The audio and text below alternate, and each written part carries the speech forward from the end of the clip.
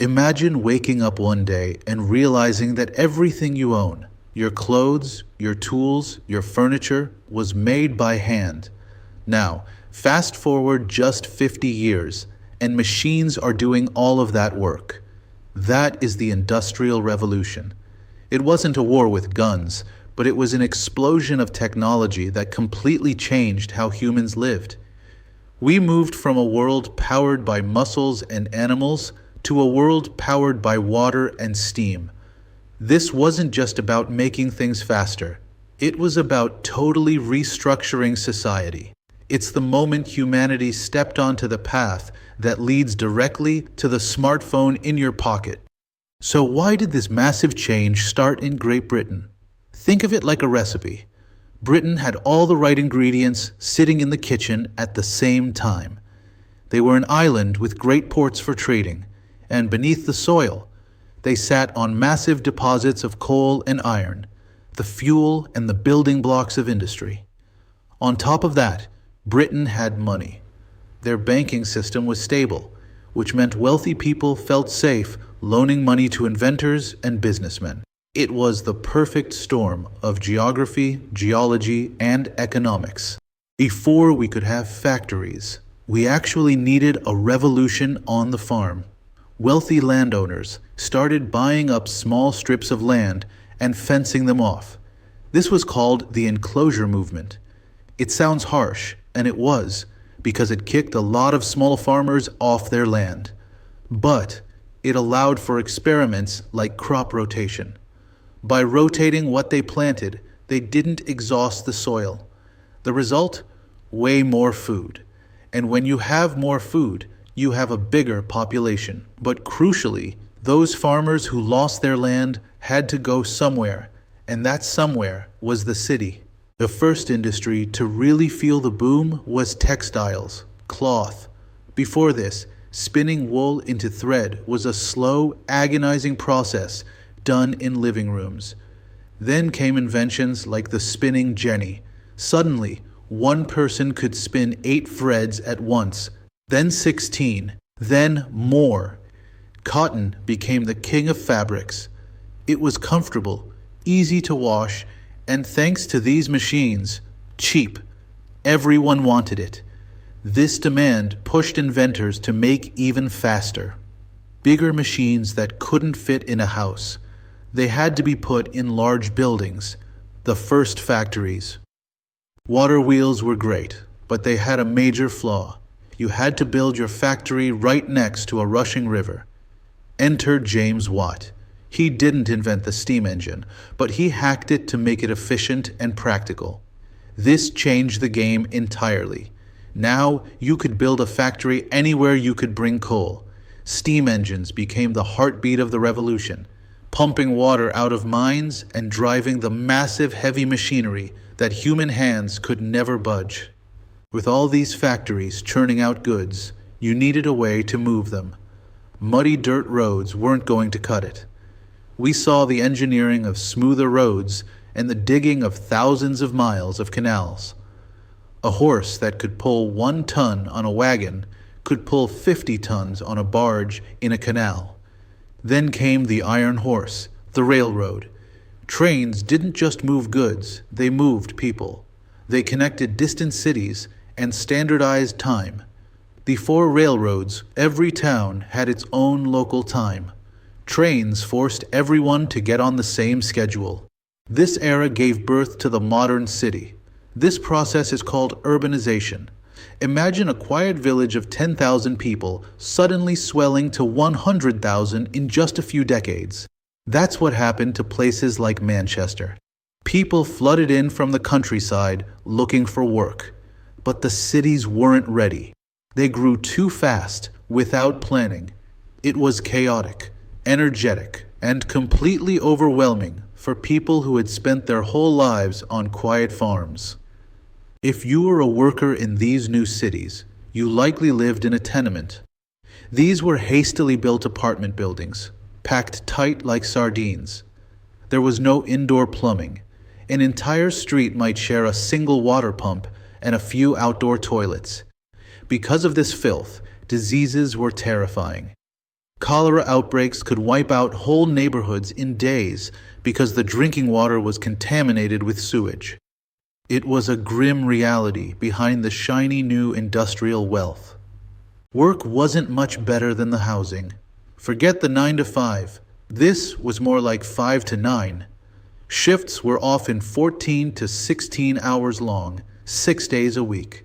And factories were dangerous places. Gears and belts were exposed. If you were tired and slipped, you could lose a finger or an arm instantly. There was no workers' compensation or health insurance. If you couldn't work, you didn't eat. It was a brutal system designed for maximum profit, not human safety. Perhaps the saddest part of this history is the children. In the early days of the revolution, kids as young as 5 or 6 were working. They were small, so they could crawl under machines to fix broken threads or fit into narrow coal mine tunnels. They were paid a fraction of what adults made. These breaker boys and bobbin girls missed out on school and play. Their childhoods were essentially stolen to keep the cost of production down. While the workers struggled, another group was thriving, the middle class. This was a new social group.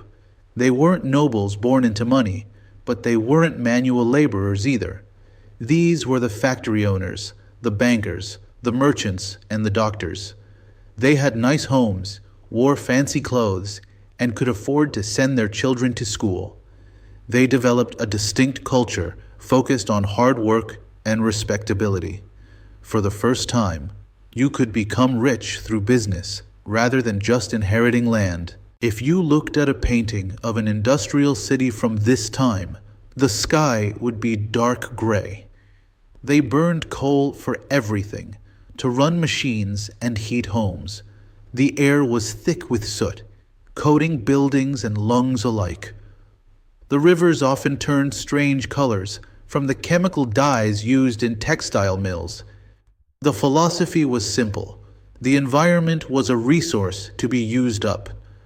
Nobody was thinking about long-term pollution. They were thinking about today's production quotas. Eventually, workers realized that individually they were powerless, but together they had strength. This was the birth of labor unions. If one person complained, they got fired.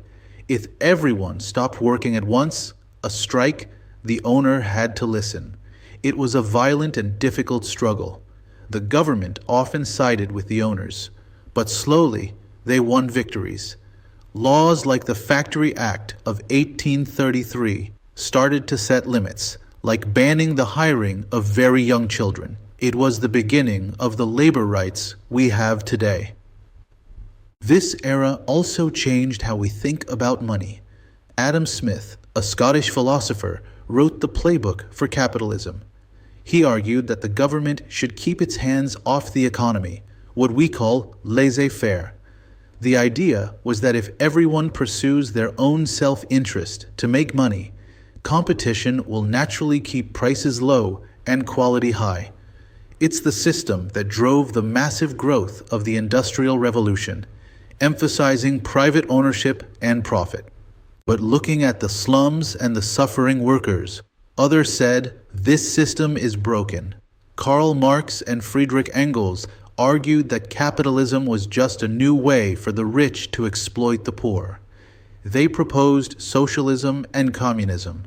In their view, the workers, the proletariat, should rise up and take control of the factories. They believed the community or the government should own the means of production so that wealth could be shared equally, rather than hoarded by a few owners. For women, the Industrial Revolution was a double-edged sword. On one hand, it offered paid work outside the home in textile mills, which gave them some independence. But they were almost always paid far less than men for the same work. Plus, society still expected them to handle all the cooking, cleaning, and child-rearing when they got home. It created a double burden. Meanwhile, middle-class women were expected to stay home entirely, creating a sharp divide between working women and the domestic sphere. Interestingly, industry in Britain and the northern US had a huge, dark impact on the American South. The textile mills were hungry for cotton. When Eli Whitney invented the cotton gin, it made processing cotton incredibly fast. Instead of reducing the need for labor, it made growing cotton so profitable that slavery expanded massively. The industrial machinery of the North was effectively being fed by the enslaved labor of the South. It highlights how connected the global economy was becoming. Britain couldn't keep these secrets forever. The industrial model spread. Belgium was the first on the continent to copy it, followed by Germany and the United States. In the late 1800s, Japan shocked the world by modernizing its entire economy in just a few decades. This created a global divide. The industrialized nations became wealthy and powerful, often using their new technology, like steamships and machine guns, to colonize non-industrialized nations. It reshaped the balance of world power. Despite the hardship, the long-term effects were profound. Over time, wages did increase. Goods that used to be luxuries, like cotton clothing, tea, and sugar, became affordable for everyone. The government eventually stepped in to provide public education and clean water systems. Advances in science and medicine, driven by this new technological mindset, doubled the human life expectancy. It was a painful transition, but it raised the standard of living. We are still living in the world the Industrial Revolution built. Every time you buy a mass-produced item, drive a car, or turn on a light, you are using the legacy of this era. But we also inherited its problems, like the struggle for fair wages and the massive challenge of climate change caused by burning fossil fuels. Today, as we move into an AI and digital age, we are asking the same questions they did in 1800.